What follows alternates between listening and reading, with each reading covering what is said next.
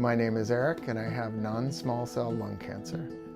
But it can be difficult to tell that Eric Petersen-Brant has lung cancer because he's so active. He's one of those rare bike riders who can, even with lung cancer, put most of us to shame with his athletic accomplishments on his two-wheeler. In fact, Eric believes his bike riding is one of the ways he's helping to beat back the disease. But Eric is also rare in that he's talking about his lung cancer. Well, I think it's important to be an advocate, remove the stigma from lung cancer, let people know that it's more common than most people believe, that it's more fatal than most people believe. And he's right.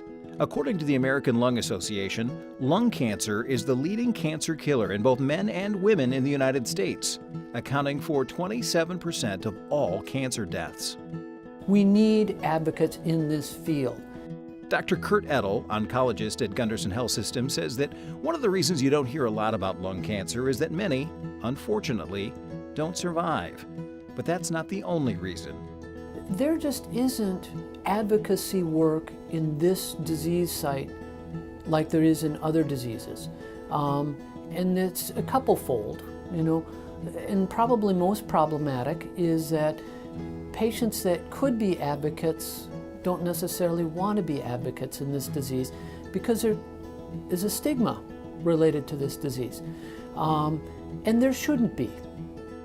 And according to Eric, that stigma is misguided.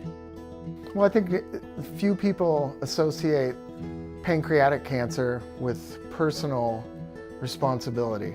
If someone finds out that they have liver cancer, no one asks them, oh, so you're a heavy drinker, or do you use a lot of solvents? But if you have lung cancer, the first thing they do is say, oh, so were you a smoker? And everybody's a smoker when it comes to auto exhaust and smokestacks, and 30% of the people that get lung cancer have never smoked. There is a stigma here. But when we find someone who actually wants to step out, it's a breath of fresh air. Eric is a breath of fresh air. He's speaking out because he wants lung cancer patients to have greater hope. Yeah, I'd like people to know that the research breakthroughs that have been done, the survival, the drug I'm on now has increased the survival rates. It doubled the non-progression survival. The fact that radiation is so much more accurate and there's very little chance of burn. I was never burned during radiation. I didn't receive any heavy neuropathy or any of the other side effects from chemotherapy. I basically came out of that kind of tired but unscathed and was able to resume normal life and went from not being able to breathe to being able to breathe in 5 weeks. It was really amazing. Dr. Edel agrees, saying he has more tools now than ever before. Yeah, my toolbox went from kind of like half empty to overflowing some days. It is really encouraging. It's exciting.